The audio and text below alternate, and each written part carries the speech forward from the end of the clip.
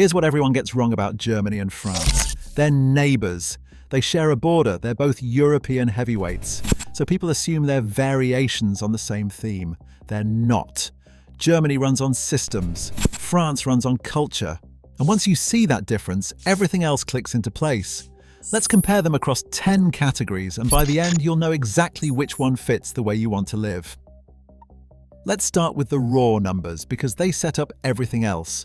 France is bigger, around 643,000 square kilometers.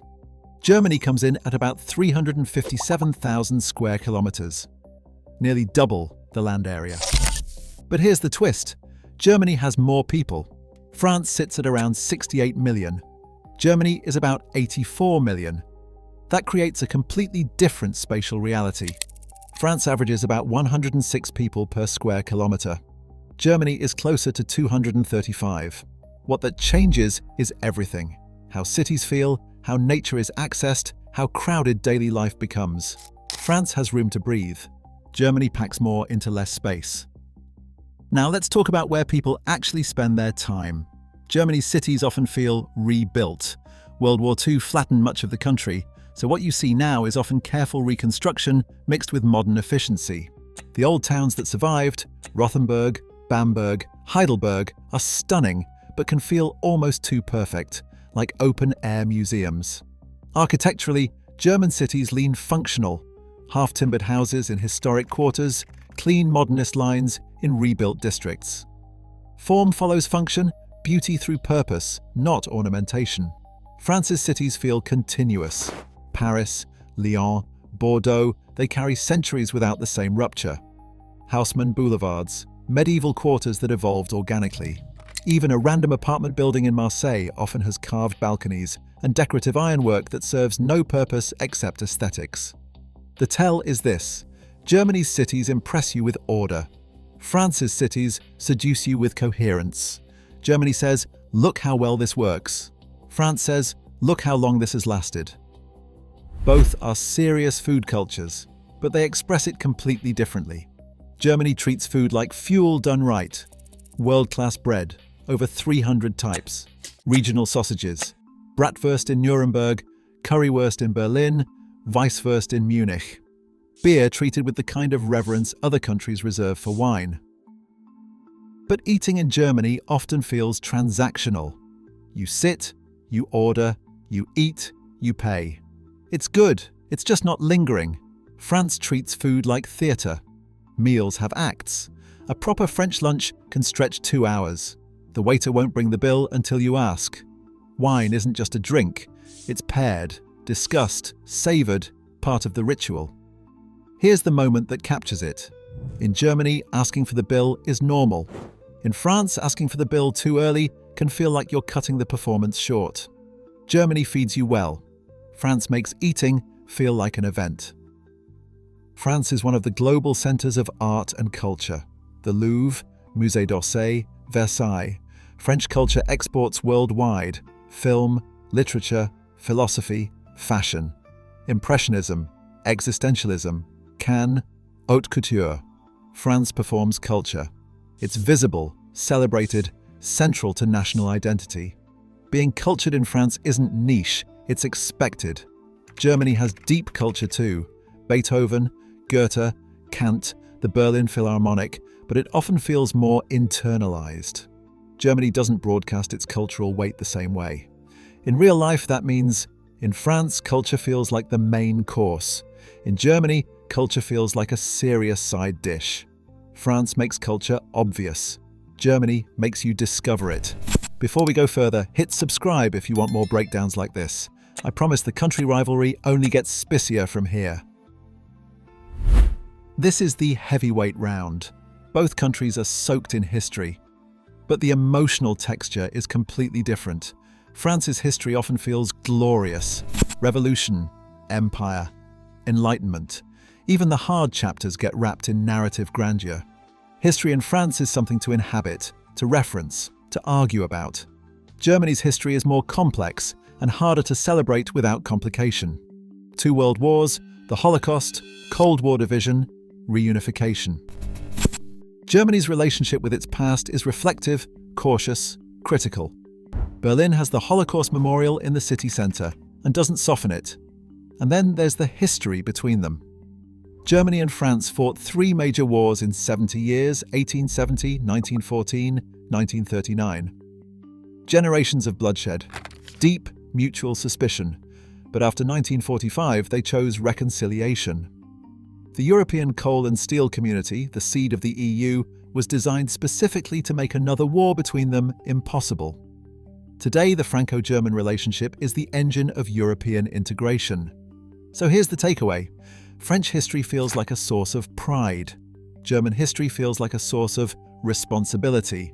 And their shared history is a story of enemies becoming partners. The French vibe often centers on pleasure. Long meals, cafe culture, taking time. There's cultural permission to prioritize enjoyment. The 35-hour workweek isn't just policy, it's philosophy. The German vibe often centers on order. Punctuality matters. Systems work. Free time exists, but it's often structured. Hiking clubs, beer gardens with regular crowds, seasonal rhythms. Where you feel it most is in daily rhythm. France feels like it's designed around living well. Germany feels like it's designed around working well, and then living well within that frame. In France, being 15 minutes late is socially acceptable. In Germany, being 2 minutes late gets noticed.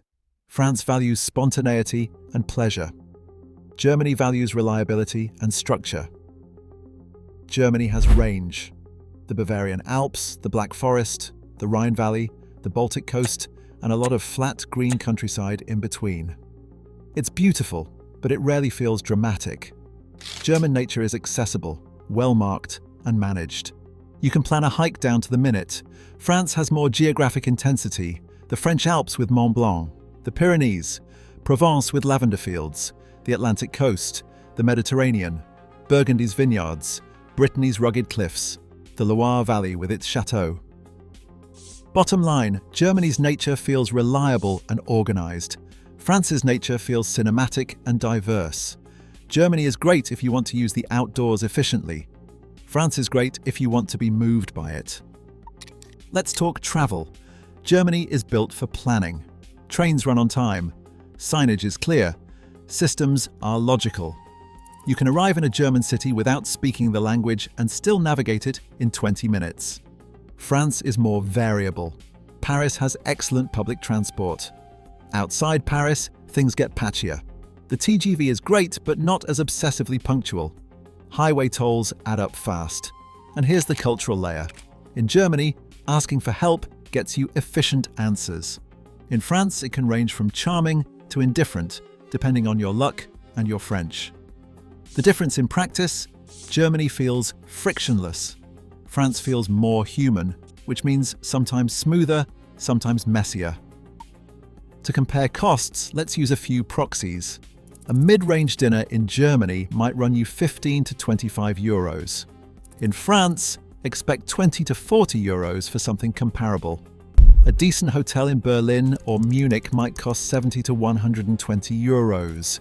In Paris, you're looking at 100 to 200 euros for similar quality. Germany tends to feel more affordable, especially outside the big cities. France can feel more expensive, but you're often paying for experience, not just service. Here's the trade-off. Germany often gives you better value. France often gives you more atmosphere. Drop a comment if you've been to both. Did France feel worth the extra cost, or did Germany's value win you over? This is where both countries really show their personality.